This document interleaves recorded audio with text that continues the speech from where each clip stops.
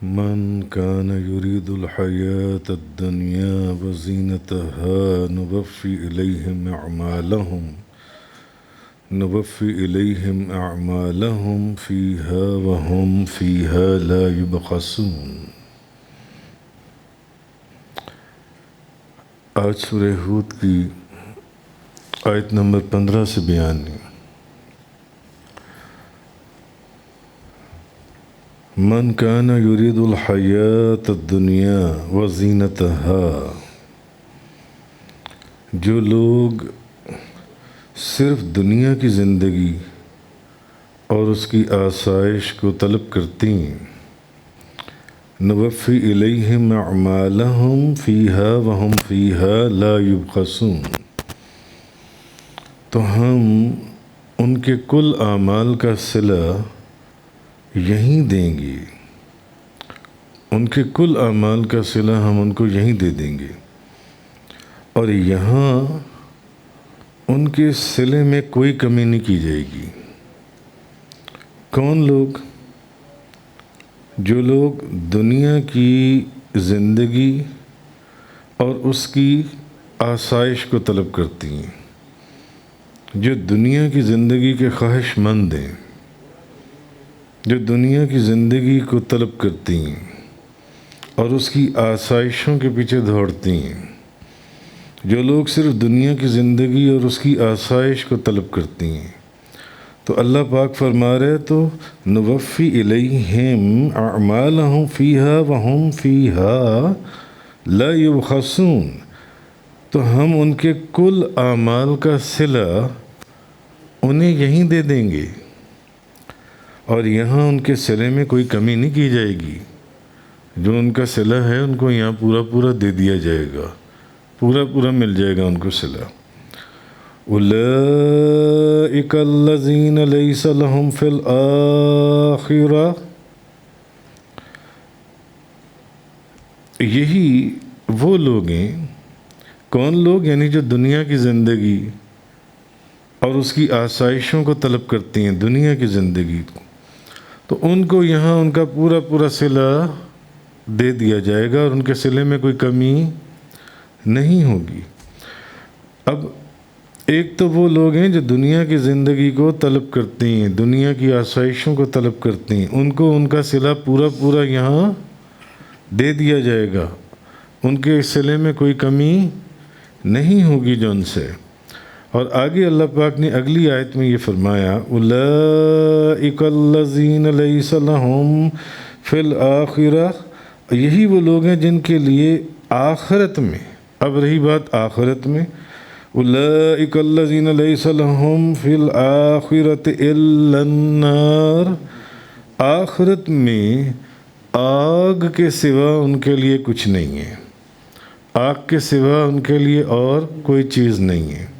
وَحَبِطَ مَا صَنَعُوا فِيهَا وَبَاطِلٌ مَا كَانُوا يَعْمَلُونَ، اور انہوں نے دنیا میں جو کام کیے وہ ضائع ہو گئے، اور جو کچھ وہ کرتے تھے وہ برباد ہو گئے، وہ برباد ہے جو کچھ انہوں نے دنیا میں کیا۔ تو پہلے اب آپ اس بات کو سمجھ لیں، میں نے ان دونوں آیات کا آپ کے سامنے 2-3 دفعہ ترجمہ کر دیا کہ کن لوگوں کی بات ہو رہی ہے۔ جو لوگ دنیا کی زندگی اور اس کی آسائش کو طلب کرتی ہیں، جن کو صرف دنیا کی زندگی سے محبت ہے، جن کو آخرت سے کوئی تعلق نہیں ہے، ان کا ہر عمل جو ان سے ہے وہ صرف دنیا کی زندگی کے لیے ہوتا ہے۔ تو ہم اللہ پاک فرما رہے ہیں کہ ان کے جو اعمال ہیں، جو دنیا کو چاہتی ہیں، دنیا کو پسند کرتے ہیں، دنیا کی ترقی، دنیا کی دولت، دنیا کی آسائشیں، دنیا کی زندگی، انہیں ہم ان کا پورا صلہ جو ان سے نا وہ یہاں دے دیں گے، ان کے صلے میں کوئی کمی نہیں کریں گے، ان کو پورا صلہ مل جائے گا۔ مگر آخرت میں، اب رہی بات آخرت کی، یہ تو ہوگی دنیا کی بات، کہ دنیا میں تو اللہ پاک فرما رہے ہیں ہم ان کو پورا ان کو صلہ دے دیں گے، ان کے صلے میں کوئی کمی نہیں ہوگی۔ اب رہی بات آخرت کی، تو آخرت میں ان لوگوں کے لیے آگ کے سوا اور کوئی چیز بھی نہیں ہے، ان کے نصیب میں صرف آگ ہے، آخرت میں جو ان سے آگ کے سوا کچھ نہیں ہے۔ اور انہوں نے دنیا میں جو کام بھی کیے، جو کام بھی کیے وہ ضائع ہو گئے، دنیا میں جو کام بھی کیے وہ ضائع ہو گئے، اور جو کچھ وہ کرتے تھے وہ برباد ہو گئے۔ اب آپ کو یہ بات سمجھ میں آ گئی؟ میں نے 2-3 دفعہ آپ کے سامنے اس کا ترجمہ آپ کو سمجھانے کے لیے میں نے آپ کو عرض کیا کہ جو دنیا کی زندگی کے اندر جو دنیا کی طلب رکھتے تھے، جو دنیا کی آسائشوں کی طلب رکھتے تھے، ان کو ان کے اعمال کا پورا صلہ دیا جائے گا، کوئی کمی نہیں کی جائے گی۔ مگر اللہ پاک نے یہ بھی آگے فرما دیا، فرمایا ان کی آخرت میں، اب رہی بات آخرت میں، یہ تو سمندر کے پانی کو بھی ایک وہ قطرے کو نسبت نہیں جو اس دنیا کو اس دنیا سے نسبت ہے، یہ تو دنیا ایک قطرے کے برابر ہے جو ان سے ہے، ان کو یہاں پورا صلہ دے دیا جائے گا، کوئی کمی نہیں کی جائے گی۔ مگر آخرت میں ان لوگوں کے لیے صرف اور صرف آگ ہے، جہنم کی آگ ہے ان لوگوں کے لیے، صرف آگ ہے، تو آگ کے علاوہ کچھ نہیں ہے۔ تو یہ وہ لوگ ہیں جن کی آخرت میں آگ کے سوا ان کے لیے کچھ نہیں ہے، اور انہوں نے دنیا میں جو کام کیے وہ ضائع ہو گئے، اور جو کچھ وہ کرتے تھے وہ برباد ہو گئے۔ یہ تو دونوں آیات ہیں سورہ ہود کی آیت نمبر 15 اور آیت نمبر 16 جو میں نے آپ کو سمجھائی ہے۔ ابھی بات آگے شروع کرنے سے پہلے میں آپ کو قرآن کریم سورہ بنی اسرائیل کی آیت نمبر 18 اور آیت نمبر 19 کے اندر اللہ پاک نے جو فرمایا، اللہ پاک نے فرمایا سورہ بنی اسرائیل کی آیت نمبر 18 اور 19 کے اندر کہ جو لوگ صرف دنیا کے خواہش مند ہیں، صرف دنیا کے خواہش مند ہیں، تو ہم ان کو اس دنیا سے جتنا ہم چاہیں ہم اس دنیا میں ان کو دے دیتے ہیں۔ جو لوگ دنیا کے خواہش مند ہیں، یعنی جیسے ان آیات میں نے فرمایا کہ ان کے صلے میں کوئی کمی نہیں کی جاتی، تو وہ پورا دے دیا جاتا ہے۔ اب ان 2 آیات میں فرمایا کہ جو دنیا کے خواہش مند ہیں ہم ان کو اس دنیا سے جتنا ہم چاہیں اس دنیا میں ہی ان کو دے دیتے ہیں، جتنا ہم چاہیں ان کو دے دیتے ہیں۔ مگر ایک بات ہے، اس کے بعد ان دونوں آیات میں بھی یہی ہے، اس کے بعد ہم نے ان کے لیے دوزخ کو ان کا ٹھکانہ بنا رکھا ہے، دوزخ کو ان کے لیے تیار کر رکھا ہے۔ وہ اس دوزخ میں مذمت کیے ہوئے اور دھتکاری حالت کے اندر ان کو پھر دوزخ اور جہنم کی آگ میں جو ان سے وہ ڈالا جائے گا، جہنم کی آگ میں ان کو ڈالا جائے گا دھتکار کر۔ تو اور جو شخص، اب رہی بات کہ جو شخص مومن ہو اور وہ آخرت کا ارادہ کرے، جو مومن ہو اور جو شخص آخرت کا ارادہ کرے اور آخرت کے لیے کوشش کرے۔ پہلے تو میں نے آپ کو ان لوگوں کا ذکر سنا دیا جو دنیا کے لیے کوشش کرتے ہیں اور دنیا ہی کے مال کے لیے، وہ دنیا ہی کے مال کو طلب کرتے ہیں، دنیا کی آسائش، ان کو تو پورا صلہ دیا جائے گا اور جتنا ہم چاہیں گے دنیا میں ہی ان کو دے دیں گے۔ مگر آخرت میں ان کے لیے کیا ہے؟ صرف دوزخ ان کا ٹھکانہ ہے، جہنم ان کا ٹھکانہ ہے، آگ کے علاوہ ان کے پاس اور ان کے لیے اور کچھ نہیں ہے۔ دھتکارے ہوئے جن کو کیا کہیں گے آپ؟ دھتکارے ہوئے اور مذمت کیے ہوئے دنیا، وہ دوزخ۔ مگر جو بندے جو مومن ہیں اور جو اللہ اور اس کے رسول پر ایمان لائے، جو آخرت کا ارادہ کریں، جو آخرت کے لیے کوشش کرتی ہیں۔ اب آپ کو معلوم ہے آخرت کے لیے کون کوشش کرتا ہے؟ جو اللہ اور اس کے رسول کے پورے احکامات کے اوپر عمل کرتا ہے۔ جو اللہ نے حکم فرما دیا، نماز پڑھنی ہے تو نماز پڑھتا ہے، روزہ رکھنا ہے تو روزہ رکھتا ہے، حج کرنا ہے تو حج کرتا ہے، زکوٰۃ دینی ہے تو زکوٰۃ دیتا ہے، سود سے بچنا ہے تو سود سے بچتا ہے۔ تو جو لوگ آخرت کے لیے ارادہ کریں، ان کے لیے کوشش کریں، تو انہی لوگوں کی جو کوشش ہے وہ مقبول ہوگی، انہی لوگوں کی کوشش مقبول ہوگی۔ وہی لوگ ہیں، اللہ پاک نے ان لوگوں کو مقبول لوگوں میں فرمایا جو صرف آخرت کے لیے کوشش کرتے ہیں، آخرت کے لیے۔ آپ تمام لوگ یہاں پر اتنی دور دور سے روزانہ قرآن اور قرآن کا درس، جو پہلے قرآن پڑھا جاتا ہے نماز تراویح کے اندر، پھر تلاوت کے اندر، پھر نبی پاک صلی اللہ علیہ وسلم کی نعت خوانی ہوتی ہے، میلاد خوانی ہوتی ہے، پھر درس قرآن ہوتا ہے. آپ لوگ دور دور سے قرآن کو سننے کے لیے آتے ہیں. تو آپ لوگ دنیا کے لیے آئے ہیں؟ فقط اللہ اور اللہ کے رسول کے لیے آئے ہیں، اللہ کا پیغام سننے کے لیے آئے ہیں، قرآن کو سمجھنے کے لیے آئے ہیں، آخرت کے لیے آئے ہیں، آخرت کے لیے آئے ہیں. تو جو شخص، جو مومن آخرت کا ارادہ کرے اور اس کے لیے کوشش کرے، تو یہ وہ لوگ ہیں جن کی کوشش مقبول ہوگی. یعنی یہ لوگ مقبول ہیں، یعنی یہ لوگ مقبول ہیں. اچھا، ایک اور جگہ، ایک قرآن کریم کے اندر سورہ شورى آیت نمبر 20، اس کے اندر اللہ تبارک و تعالیٰ فرماتا ہے کہ جو شخص آخرت کی کھیتی کا ارادہ کرے تو ہم اس کے لیے اس کھیتی کو اور زیادہ کریں گے، اور جو دنیا کی کھیتی کا ارادہ کرے ہم اس کو اس میں سے دیں گے، لیکن آخرت میں اس کا کوئی حصہ نہیں ہے.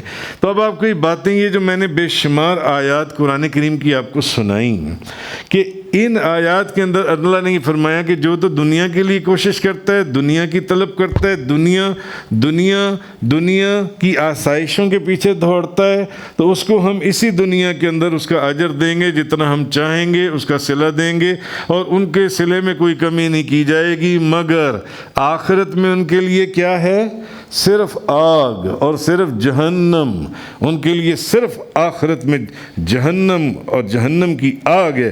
مگر جو مومن ہے، جو آخرت کے لیے کوشش کرتا ہے، دنیا کے لیے کوشش نہیں کرتا، اللہ اور اس کے رسول کے ہر کام، ہر حکم کے پر عمل کرتا ہے، چوری نہیں کرتا، زکوٰۃ پوری دیتا ہے، سود سے بچتا ہے، کسی کی غیبت نہیں کرتا، کسی سے حسد یا بغض نہیں رکھتا، ادھر کی ادھر نہیں لگاتا، ادھر کی ادھر نہیں جو صرف آخرت کی طرف اپنی توجہ رکھتا ہے، تو یہ وہ لوگ ہیں کہ جن کی کھیتی کو اللہ نے فرمایا ہم اور زیادہ کریں گے، اور دنیا کی کھیتی کا جو ارادہ کرے ہم اس کو اس میں سے، جو دنیا کی کھیتی کا ارادہ کرے گا اس کو پھر دنیا میں سے دیں گے، مگر اس کا پھر آخرت میں کوئی حصہ نہیں ہے. جو دنیا کے لیے کوشش کرتا ہے جو ان سے ہے. تو اصل چیز اصل میں آپ کو ان تمام آیات اور سورہ ہود کی آیت نمبر 15 اور 16 جو میں نے آپ کے سامنے بیان کی، اس کا کرکس یہ نکلا کہ انسان جس کام کو جس نیت سے کرے گا، اس کی اسی نیت کے اعتبار سے اس کو اس کا صلہ دیا جائے گا. انسان جس کام کو جس نیت سے کرے گا، اسی نیت کے اعتبار سے اس کو صلہ دیا جائے گا. تو اگر انسان اللہ کی رضا کے لیے کوئی عمل کرے گا، اللہ کی رضا کے لیے عمل کرے گا، تو آخرت میں اس پر اس کو اجر ملے گا. اور اگر ایک انسان صرف لوگوں کو دکھانے کے لیے کوئی عمل کرے گا یا لوگوں کو سنانے کے لیے کوئی عمل کرے گا، تو وہ عمل اس کے لیے ایک وبال بن جائے گا اور ایک مصیبت بن جائے گا، اور وہ عمل اس کو جون سے جہنم کی آگ میں لے جائے گا، جہنم کی آگ کے اندر. اب ایک حدیث ہے نبی کریم صلی اللہ علیہ وسلم کی، میں نے پہلے بھی 2-3 دروس کے اندر میں نے اس حدیث کا ذکر کیا، 2-3 اپنے لیکچرز کے اندر قرآن کے.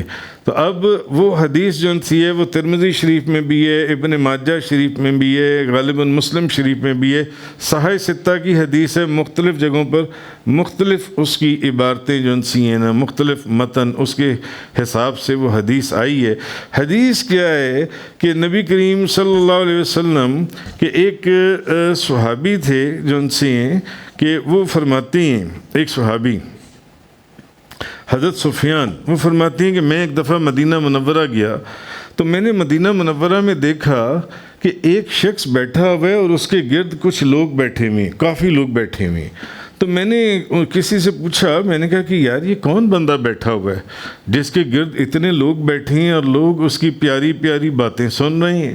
ان لوگ اس کی بات، میں آپ کو حدیث کا مفہوم بتا رہا ہوں، حدیث کا بالکل ایگزیکٹلی متن نہیں بتا رہا، حدیث کا مفہوم بتا رہا ہوں. تو اس نے کہا کہ یار یہ کون بندہ ہے جو بیٹھا ہوا ہے؟ تو ان لوگوں نے کہا یہ حضرت ابو ہریرہ ہیں رضی اللہ تعالی عنہ. اب وہ بندہ بھی بیٹھ گیا.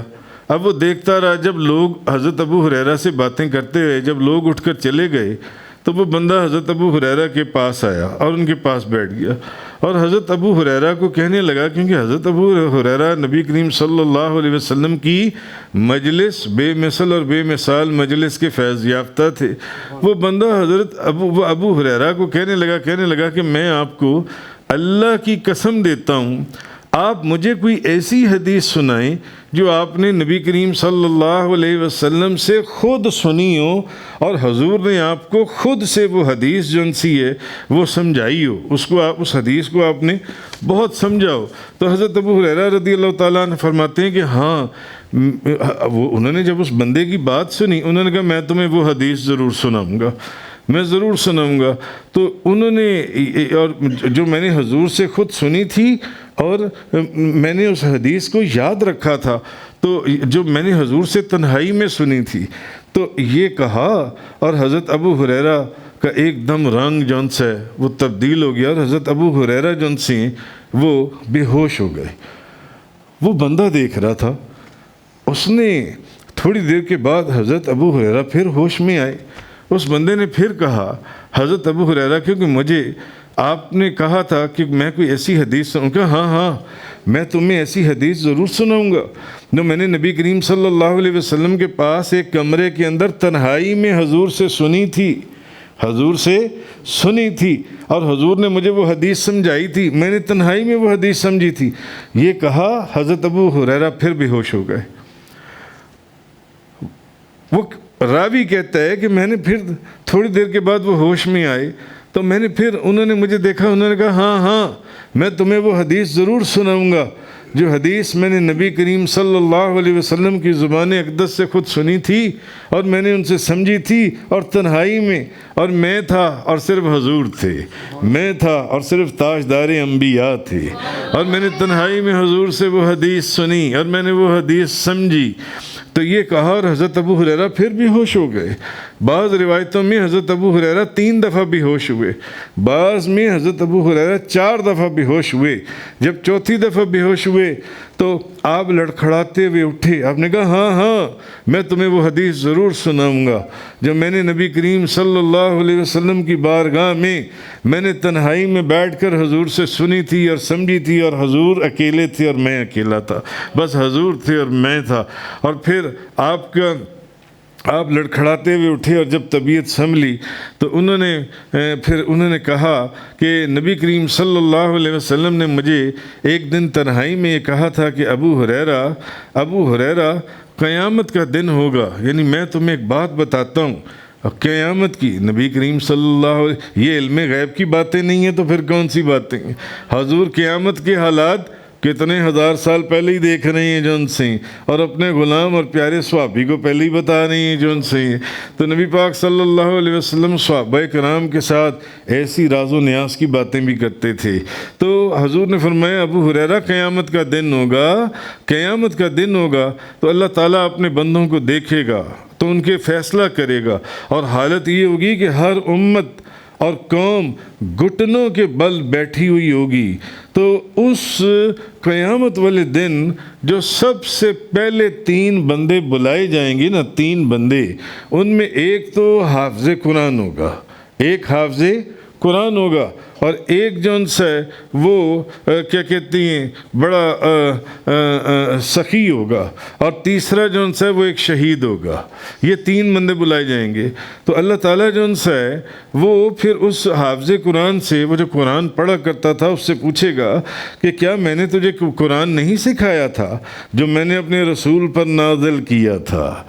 تجھے جو میں نے قرآن کا علم دیا تھا، تو قرآن پڑھتا تھا، تو حافظ قرآن تھا، تو لوگوں کو قرآن پڑھاتا تھا، تو قرآن سناتا تھا، لوگ تیرا قرآن سنتے تھے، کیا میں نے ایسا نہیں کہا تھا؟ وہ کہے گا بے شک اے میرے پروردگار، تو نے مجھے قرآن سکھایا تھا۔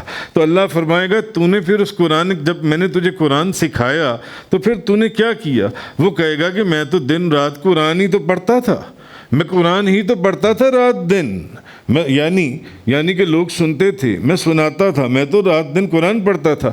اللہ پاک فرمائے گا تو جھوٹ بولتا ہے، تو جھوٹ بولتا ہے۔ اور فرشتے کہیں گے کہ ہاں تو فرشتے بھی کہیں گے کہ یہ شخص جھوٹ بولتا ہے۔ وہ جو حافظ قرآن، وہ جو قاری ہوگا، وہ کہے گا کہ وہ کہیں گے یہ شخص جھوٹ بولتا ہے۔ اللہ کہے گا تو قرآن پڑھتا تھا اللہ کی رضا کے لیے نہیں، لوگوں کو دکھانے کے لیے تو قرآن پڑھتا تھا، تو لوگوں کو دکھانے کے لیے کہ لوگ کہیں گے تو بہت بڑا قاری تھا، تو بڑا حافظ قرآن تھا، تیری تو آواز بڑی خوبصورت تھی۔ اصل میں تیری خواہش یہ تھی کہ لوگ یہ کہیں کہ تو بہت بڑا قاری ہے، تو بڑا زبردست عالم ہے، تو بہت زبردست قاری ہے، حافظ ہے، تو زبردست قرآن، یعنی تو چاہتا تھا کہ لوگ تیری تعریف کریں۔ اس کے بعد اللہ تعالیٰ اس سخی کو بلائے گا کہ بتا میں نے تجھے مال اور دولت نہیں دیا تھا؟ وہ کہے گا کہ ہاں بالکل آپ نے مجھے مال اور دولت دیا تھا۔ تو اللہ پوچھے گا تو نے اس مال اور دولت کا کیا کیا؟ جو میں نے تجھے دولت عطا کی تھی تو نے اس دولت کا کیا کیا؟ مجھے یہ بتا۔ وہ کہے گا کہ میں لوگوں کی مدد کرتا تھا، غریبوں کی مدد کرتا تھا، مسکینوں کی، یعنی میں رشتہ داروں کی مدد کرتا تھا، ہمسایوں کی مدد کرتا تھا۔ اللہ کہے گا تو جھوٹ بولتا ہے، تو جھوٹ بولتا ہے، اور فرشتے بھی کہیں گے کہ تو جھوٹ بولتا ہے، تو جھوٹ بولتا ہے، یہ جھوٹ بولتا ہے، یہ جو کہتا ہے کہ میں لوگوں کی مدد کرتا تھا اور لوگوں کے کام آتا تھا، لوگوں کی تکلیفوں کو دور کرتا تھا۔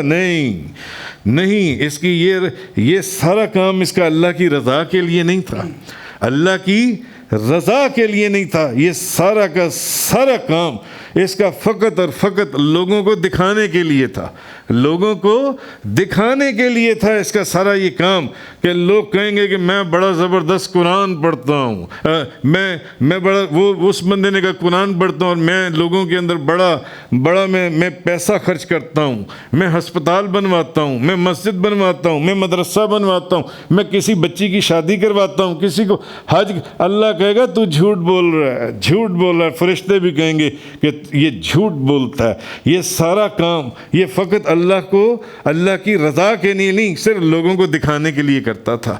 وہ حافظ قرآن نہیں، وہ سخی بھی۔ اب تیسرا بندہ جو شہید ہوگا، اس شہید سے اللہ پوچھے گا بتا تو نے کیا کیا؟ کیا تو شہید تھا؟ وہ کہے گا ہاں، میں راہ خدا کے اندر میں نے اپنی جان کا نذرانہ پیش کیا، میں تیرے راستے کے اندر شہید ہوا، تیرے راستے کے اندر۔ اللہ کہے گا تو جھوٹ بولتا ہے۔ فرشتے کہیں گے تو جھوٹ بولتا ہے، یہ جھوٹ بولتا ہے یہ شخص۔ بے شمار حدیث کی کتابوں میں یہ حدیث آئی، یہ بندہ جھوٹ بولتا ہے کہ یہ کہتا ہے کہ میں اللہ کے راستے نہیں، بلکہ یہ تو گیا تھا لڑنے کے لیے اس بہانے کہ لوگ کہیں گے بڑا جنگجو ہے، بڑا بہادر ہے، جب میں واپس آؤں گا لوگ میری تعریف کریں گے، بڑا جنگجو تھا، بڑا بہادر، بڑی بہادری سے میرا بڑا نام ہو جائے گا۔ اللہ کہے گا تو جھوٹ بولتا ہے۔ وہ فرشتے کہیں گے کہ یہ جھوٹ بولتا ہے یہ شخص جون سا ہے۔ تو حضرت ابو ہریرہ رضی اللہ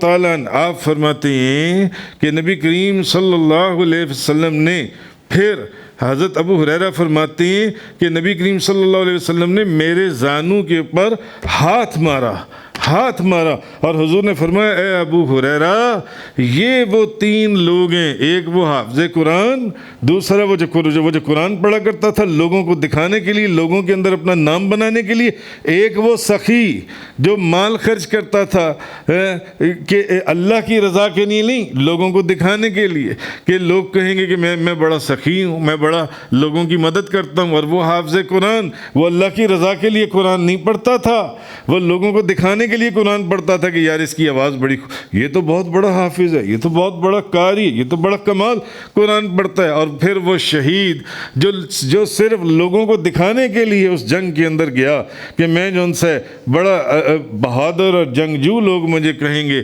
حضرت ابو ہریرہ رضی اللہ تعالی عنہ آپ نے اس حدیث کو بیان کرنے سے پہلے 3 یا بعض روایتوں میں 4 مرتبہ حضرت ابو ہریرہ اس حدیث کو بیان کرنے سے پہلے بے ہوش ہوئے۔ آج جب لوگ اس حدیث کو سنتے ہیں تو بے ہوش کیوں نہیں ہو جاتے؟ حضرت ابو ہریرہ کیوں بے ہوش ہو گئے؟ اس لیے کہ جس کو جس کلام کی جتنی معرفت ہوتی ہے اس کے اوپر اس کی اسی طرح کی کیفیات وارد ہوتی ہیں۔ وہ نبی کریم صلی اللہ علیہ وسلم کی مجلس کے فیض یافتہ تھے۔ حضرت ابو ہریرہ رضی اللہ تعالی عنہ وہ جانتے تھے، حالانکہ وہ ان لوگوں میں سے نہیں تھے جن کا ذکر کیا جا رہا ہے، اور وہ تو جنتی لوگوں میں سے تھے، وہ تو جنتی لوگوں میں سے تھے، وہ تو نبی پاک صلی اللہ علیہ وسلم کے فیض یافتہ تھے، وہ ان لوگوں میں سے نہیں۔ تو پھر بھی اس کے باوجود بھی اس حدیث کو بیان کرنے سے پہلے وہ 3 دفعہ بھی ہوش ہوئے یا 4 مرتبہ بھی ہوش ہوئے۔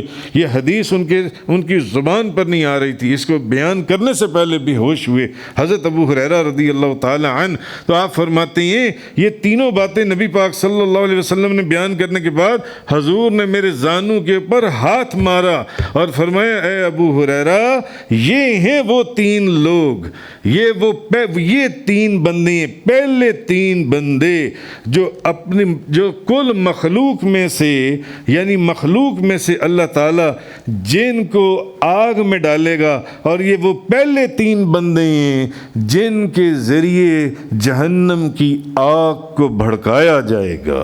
یہ وہ لوگ ہیں جن کے ذریعے جہنم کی آگ کو بھڑکایا جائے گا۔ اب آپ صرف اتنا سوچ لیں کہ دکھاوا جون سا ہے، ریاکاری جون سی، آج تو کوئی بندہ مسجد کے اندر ایک چھوٹا سا قالین ڈلوا دے تو وہ کہتا ہے کارپیٹ قالین کے اوپر میرا نام لکھ دو، قالین کے اوپر میرا نام لکھ دو۔ ایک بندہ مسجد کے اندر ایک کارپیٹ ڈلوا دیتا ہے، ایک بندہ مسجد کے اندر کوئی اور نلکا لگوا دیتا ہے، وہ کہتا ہے اس نلکے کے اوپر میرے نام کی تختی لگا دو۔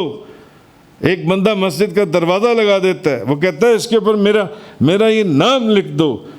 یہ حدیث کو سنیں اور اس حدیث کو سمجھیں کہ نبی کریم صلی اللہ علیہ وسلم نے کیا فرمایا، کیا چیز حضور نے فرمائی کہ ریاکاری اور دکھاوا کتنی خوفناک، ہیبت ناک اور خوفناک جہنم کے اندر لے جانے والا عمل ہے، جہنم کے اندر لے جانے والا عمل۔ میں نے اپنی زندگی میں ایسے بھی دیکھا، ایک بندہ ایک خربوزہ لے کر آتا ہے اور ایک محفل کے اندر 10-15 بندوں کے اندر بیٹھ کر کہتا ہے جی میں یہ خربوزہ لے کر آیا ہوں، میں یہ خربوزہ لے کر آیا ہوں۔ اور ایک بندہ وہ لیٹسٹ ماڈل کی کار کے اندر ایک خربوزہ لا کر 10 دفعہ بتاتا ہے کہ میں یہ خربوزہ آپ کے لیے لے کر آیا ہوں۔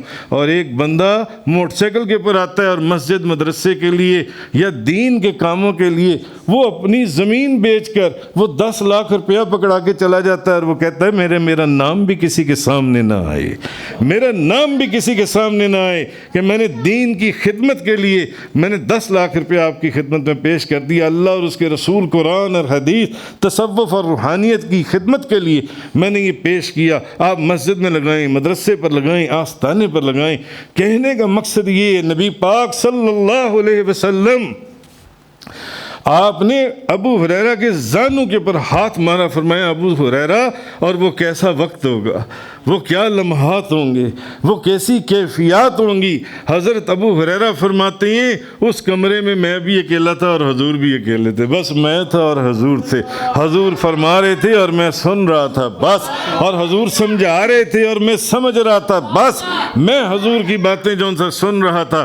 حضرت ابو ہریرہ فرماتے ہیں کہ نبی پاک صلی اللہ علیہ وسلم نے میرے زانوں پر ہاتھ مارا، فرمایا ابو ہریرہ یہ پہلے 3 بندے ہیں مخلوق میں سے جن کے ذریعے اللہ جہنم کی آگ کو بھڑکائے گا اور اس آگ میں ڈالے گا۔ یہ پہلے 3 بندے ہیں۔ جب فیصلے کے لیے قیامت کا دن ہوگا، یہ ترمذی، ابن ماجہ، مسلم شریف اور بے شمار حدیثوں کی کتابوں کے اندر یہ حدیث آئی ہے۔ تو کہنے کا مقصد یہ ہے کہ یہ جو ریاکاری ہے، یہ جو دکھاوا ہے، اس کے اندر کچھ بھی نہیں ہے، کچھ بھی نہیں ہے۔ آپ تو ایسے کسی کو دو کہ آپ کے بائیں ہاتھ کو نہ پتہ چلے کہ آپ نے کسی کو کچھ دیا ہے، اللہ اور اس کے رسول کی بارگاہ میں کچھ پیش کیے۔ مگر آج آپ دنیا کے اندر دیکھیں، میں نے جو آپ کو بات کہی، ایک بندہ مسجد کے اندر ایک نلکا لگواتا ہے، وہ کہتا ہے اس کے اوپر میرا نام لکھ دو۔ ایک بندہ کارپیٹ قالین ڈلواتا ہے، وہ کہتا ہے اس کارپیٹ کے ساتھ یہ دیوار کے اوپر میرا اور میرے باپ کا نام لکھ دو کہ میں نے یہاں پر کارپیٹ بچھوایا۔ لوگ بھی تو نے اللہ کی رضا کے لیے اگر تو نے اللہ کی رضا کے لیے کارپیٹ بچھوایا یا لوگوں کو دکھانے کے لیے کارپیٹ بچھوایا تو نے، وہ نلکا تو نے لوگوں کے وضو کے لیے لگوایا ہے، اللہ کی رضا کے لیے لگوایا ہے، یا لوگوں کے اندر اپنا نام کرنے کے لیے لگوایا ہے؟ سوچنے کی باتیں یہ جو میں نے آپ کے سامنے حدیث جون سی بیان کی، تو اصل چیز یہ ہے کہ انسان جس کام کو جس نیت سے کرے گا اسی نیت کے اعتبار سے اس کا صلہ دیا جائے گا۔ اس لیے اس ریاکاری اور اس دکھاوے سے انسان کو جون سے وہ بچنا چاہیے، یہ بڑی خوفناک چیز ہے۔ یہ جو میں نے، اور حضرت ابو ہریرہ رضی اللہ تعالی عنہ آپ فرماتے ہیں میں نے ایک موقع پر یہ حدیث حضرت امیر معاویہ رضی اللہ تعالیٰ عنہ کی بارگاہ میں پیش کی، تو حضرت امیر معاویہ یہ حدیث سن کر اتنا روئے۔ کیوں؟ یہ وہ اہل معرفت لوگ تھے جن کو حضور کے کلام، حضور کی زبان کی اس کی معرفت تھی، کہ جب یہ جانتے تھے حضور نے کیا فرمایا۔ حضرت ابو ہریرہ فرماتے ہیں حضرت امیر معاویہ اتنا روئے، مجھے ایسے لگتا تھا کہ حضرت امیر معاویہ ختم ہو جائیں گے۔ انہوں نے کہا ابو ہریرہ اگر یہ ان لوگوں کا معاملہ ہے تو پھر کیا بنے گا معاملہ جون سے یہ سارا۔ تو حضرت ابو ہریرہ خود اس حدیث کو بیان کرنے سے پہلے 4 دفعہ بے ہوش ہوئے۔ تو کہنے کا مقصد ہے کہ یہ ریاکاری اور یہ دکھاوا اس میں کچھ بھی نہیں ہے۔ بزرگان عظام، اولیاء کرام ان چیزوں سے بچ دیں اور ان چیزوں سے محفوظ رہیں۔